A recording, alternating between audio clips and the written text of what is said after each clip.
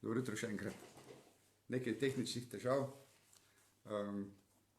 Včeraj ste me opozorili, da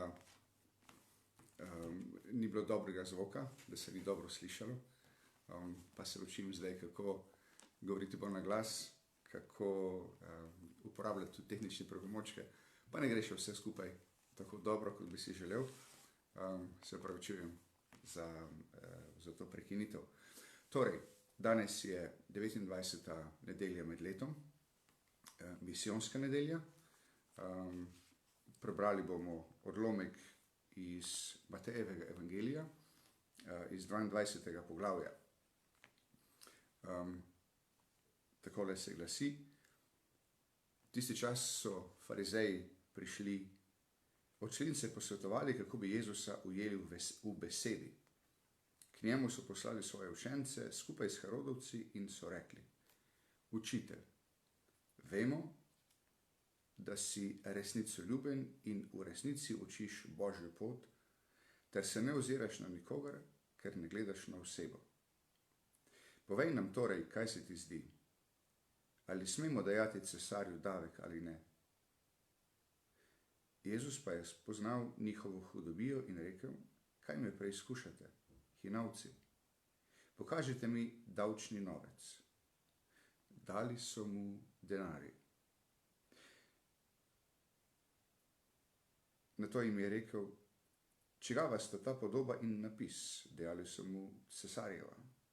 Tedaj jim je rekel: dajte torej cesarju, kar je cesarjevega, in Bogu, kar je Božjega.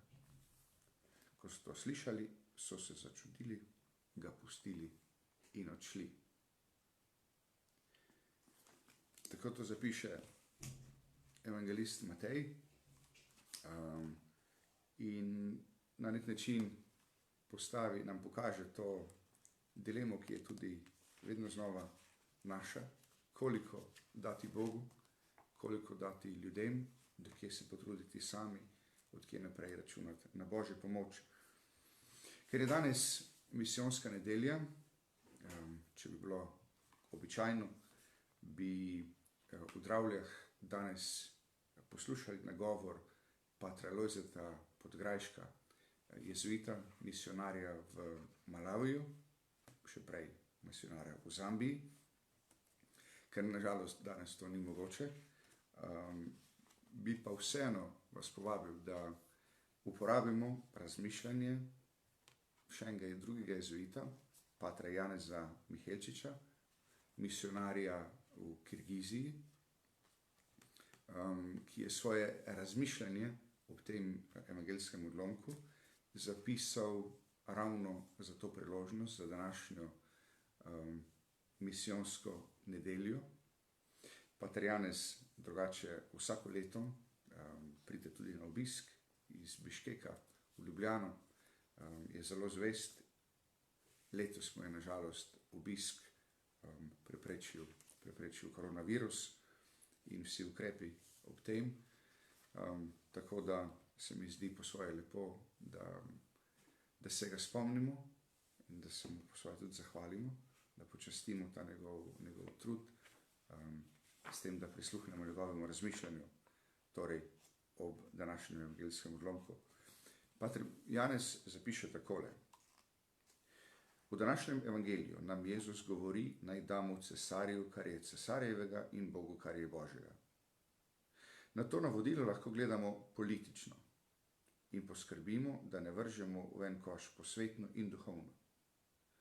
Lahko pa se tudi zavemo, da smo ljudje duhovno-telesna bitja, ter se trudimo za pravo ravnovesje med duhovnimi in telesnimi potrebami. Vsako pretiravanje v eno ali drugo stran se slabo obnese. Zavedati pa se moramo, da se telesna in duhovna stvarnost ravnata po različnih pravilih. Naše telo s svojimi organi in čuti raste, se razvija, zori in doseže dovršenost tako, da pridobiva, da osvaja. Mi jemo, pijemo, dojemamo dejstva, se učimo spretnosti. A naša osebnost, naš duh lahko najde svojo dovršenost v ravno nasprotnem procesu.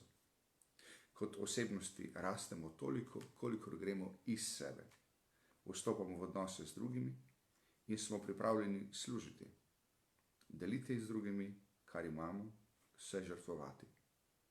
Ta različna usmerjenost oziroma neupoštevanje te razlike je lahko vzrok mnogih naših težav, od čisto osebnih do političnih.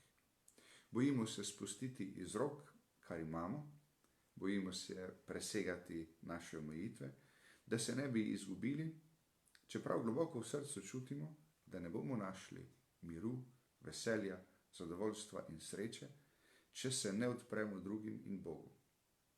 Zato nam Jezus svetuje, naj damo cesarju, kar je cesarjevega, in Bogu, kar je Božjega. Kaj pa je tisto Božje, nadaljuje pater Janez, kar naj bi mi dali Bogu? Jezus je prišel na svet, da bi nam povedal prav to. Namreč, da je Bog ljubezen, da nas on ljubi, ter da od nas pričakuje, da tudi mi njega ljubimo. To je evangelij, to je vesela novica, za katero nam je Jezus naročil: pojdite po vsem svetu in oznajte evangelij vsemu stvarstvu. To Jezusovo naročilo je osnova in temelj vsakega misijonskega delovanja. Misijonska razsežnost cerkve je tako nekaj bistvenega. Jezusova cerkev je ali ni misijonska? Pater Janez se piše drugače. Jezusova cerkev je ali misijonska ali pa je ni. Kako so ljudje to razumeli v zgodovini ali pa kako razumejo danes, je pa drugo vprašanje. Še ne tako davno, marsikje pa morda še zdaj, misijonsko dejavnost enačijo z delovanjem v nerazvitih deželah ali pa s humanitarno pomočjo.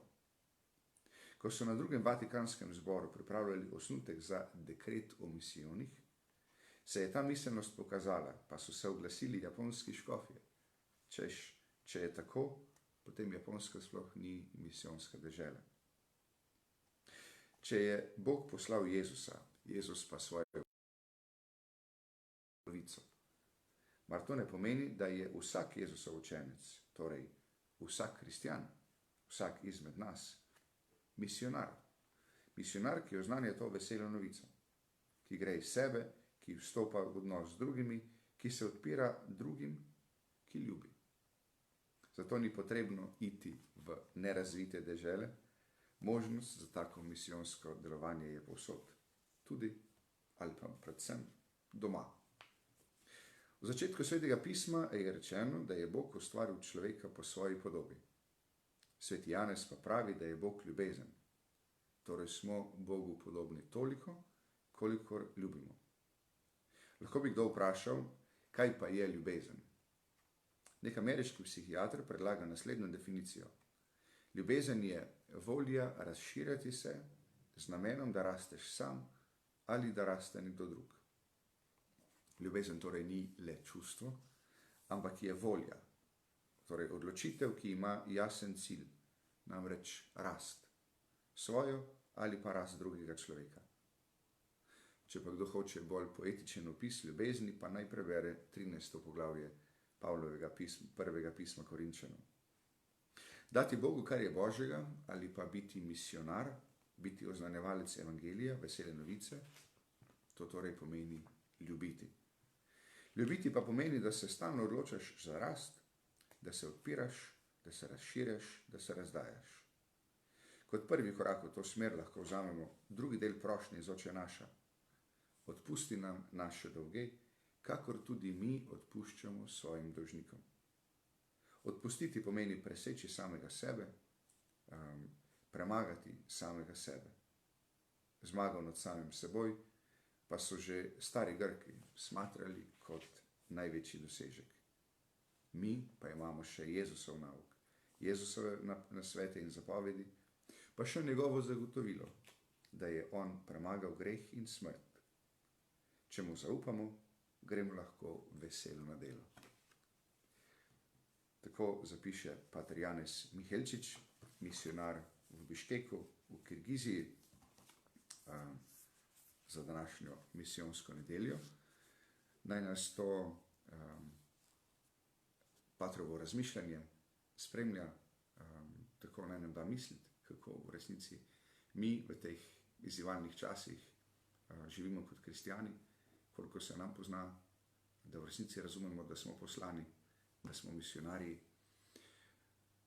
Naj vas ob tem samo še spomnim, danes v Dravljah je možno dobiti tudi obhajilo ob vseh običajnih urah, ko so bile tudi maše, se pravi ob 8:30, 10, 8:30, pa še zvečer ob 19. Druga stvar, patri smo od 8:30 naprej pa do 12 na voljo tudi za spoved v cerkvi. Nova cerkev bo odprta ves dopoldan tudi za osebno molitev,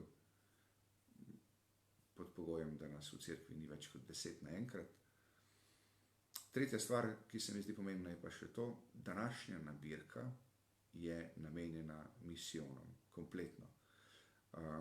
Ker si predstavljam, da se vas bo manj odločilo za obisk cerkve, vas res lepo povabim, da morda na spletni strani misijonskega središča poiščete njihov tekoči račun, pa morda namesto tega, namesto nabirke, nakažete kar direktno dar za naše misionarje in misionarke po svetu. Jaz vam želim eno lepo nedeljo. Verjetno ste že na tekočem tudi, da so škofje pod določenimi pogoji dovolili tudi prenose maš preko spleta, se pravi tudi preko Facebooka. Tako da po svoje zdaj razlog, da bi imeli zjutraj posebej nagovor, počasi izginja. Jutri vas povabim ob 17. k maše, s tem razumevanjem, da to ni polno evharistično slavje, kot bi ga lahko obhajali, če bi bili skupaj v živo, zbrani okrog oltarja. Obenem pa se razume, da lahko tudi pomaga naši duhovnosti, našemu odnosu z Jezusom, pa na nek virtualen način morda pomaga ohranjati vez, da potem, ko se bodo ti ukrepi umilili, lahko zopet tudi v živo, tudi telesno, tudi v resnici srečamo zopet drug drugega. Vse dobro, srečno.